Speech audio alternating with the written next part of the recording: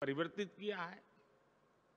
बाबा साहब के जीवन से जुड़े पंचतीर्थ, महू में जहां उनका जन्म हुआ, लंदन में जहां वो रहे, नागपुर में जहां उन्होंने दीक्षा ली, मुंबई की चैत्य भूमि जहां उनकी समाधि है, ऐसे स्थानों का भी विकास किया जा रहा है। भारत की 580 से ज्यादा रियासतों को जोड़ने वाले सरदार साहब की गगनचुंबी प्रतिमा स्टैच्यू ऑफ यूनिटी आज देश का गौरव बनी हुई है। स्टैच्यू ऑफ यूनिटी के भीतर भी एक म्यूजियम बना हुआ है। चाहे पंजाब में जलियांवाला बाग हो, गुजरात में गोविंद गुरु जी का स्मारक हो, यूपी के वाराणसी में मान महल म्यूजियम हो, गोवा में म्यूजियम ऑफ क्रिश्चियन आर्ट हो, ऐसे अनेक स्थानों को संरक्षित किया गया है। म्यूजियम से जुड़ा एक और अनूठा प्रयास भारत में हुआ है।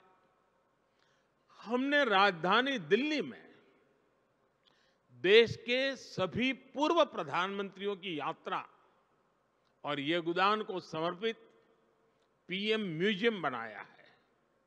आज पूरे देश से लोग आकर पीएम म्यूजियम में आजादी के बाद की भारत की विकास यात्रा के साक्षी बन रहे हैं। मैं यहां आए अपने अतिथियों से विशेष आग्रह करूंगा कि एक बार इस म्यूजियम को भी अवश्य देखें। साथियों, जब कोई देश अपनी विरासत को सहेजना शुरू कर देता है तो उसका एक और पक्ष उभर कर सामने आता है। ये पक्ष है दूसरे देशों के साथ संबंधों में आत्मीयता। जैसे कि भगवान बुद्ध के महापरिनिर्वाण के बाद भारत ने उनके पवित्र अवशेषों को पीढ़ी दर पीढ़ी संरक्षित किया है और आज वो पवित्र अवशेष भारत ही नहीं, दुनिया के करोड़ों बौद्ध अनुयायियों को एक साथ जोड़ रहे हैं। अभी पिछले वर्ष ही हमने बुद्ध पूर्णिमा के अवसर पर 4 पवित्र अवशेषों को मंगोलिया भेजा था। वो अवसर पूरे मंगोलिया के लिए आस्था का एक महापर्व बन गया था। बुद्ध के जो रेलिक्स हमारे पड़ोसी देश श्रीलंका में है, बुद्ध पूर्णिमा के अवसर पर उन्हें भी यहां कुशीनगर लाया गया था। ऐसे ही गोवा में सेंट क्वीन केटेवान के पवित्र अवशेषों की धरोहर भी भारत के पास संरक्षित है। मुझे याद है जब हमने सेंट क्वीन केटेवान के रेलिक्स को जॉर्जिया भेजा था तो वहां कैसे राष्ट्रीय पर्व का माहौल बन गया था।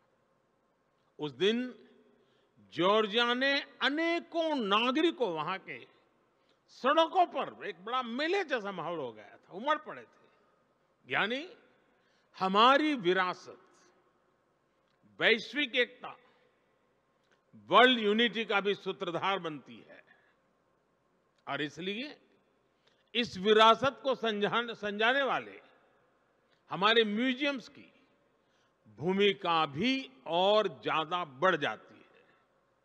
साथियों, जैसे हम परिवार में साधनों को आने वाले कल के लिए जोड़ते हैं, वैसे ही हमें पूरी पृथ्वी को एक परिवार मानकर अपने संसाधनों को बचाना है। मेरा सुझाव है कि हमारे म्यूजियम्स इन वैश्विक प्रयासों में एक्टिव पार्टिसिपेंट्स बने। हमारी धरती ने बीती सदियों में कई प्राकृतिक आपदाएं झेली है। इनकी स्मृतियां और निशानियां आज भी मौजूद है। हमें ज्यादा से ज्यादा म्यूजियम इन निशानियों की, इनसे जुड़ी तस्वीरों की गैलेरी की दिशा में सोचना चाहिए। हम अलग अलग समय में धरती की बदलती तस्वीर का चित्रण भी कर सकते हैं। इससे आने वाले समय में लोगों में पर्यावरण के प्रति जागरूकता बढ़ेगी। मुझे बताया गया है कि इस एक्सपो में गैस्ट्रोनॉमिक एक्सपीरियंस के लिए भी स्पेस बनाया गया है। यहां आयुर्वेद और मिलेट्स, श्री अन्न पर आधारित व्यंजनों का अनुभव भी लोगों को मिलेगा। भारत के प्रयासों से आयुर्वेद और मिलेट्स, श्री अन्न, दोनों ही इन दिनों एक ग्लोबल मूवमेंट बन चुके हैं। हम श्री अन्न और अलग अलग वनस्पतियों के हजारों वर्ष की यात्रा के आधार पर भी नए म्यूजियम बना सकते हैं। इस तरह के प्रयास इस नॉलेज सिस्टम को आने वाली पीढ़ियों तक पहुंचाएंगे और उन्हें अमर बनाएंगे। साथियों, इन सभी प्रयासों में हमें सफलता तभी मिलेगी जब हम ऐतिहासिक वस्तुओं के संरक्षण को देश का स्वभाव बनाएं। अब सवाल ये कि अपनी धरोहरों का संरक्षण देश के सामान्य नागरिक को स्वभाव बनेगा कैसे? मैं एक छोटा सा उदाहरण देता हूं।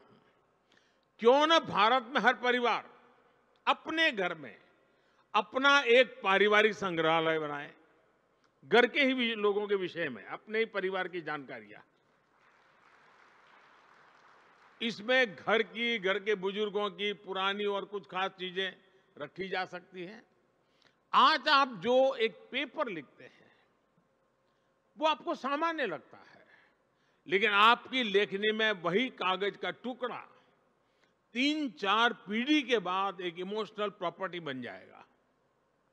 ऐसे ही हमारे स्कूलों को भी, हमारे भिन्न भिन्न संस्थानों और संगठनों को भी अपने अपने म्यूजियम जरूर बनाने चाहिए।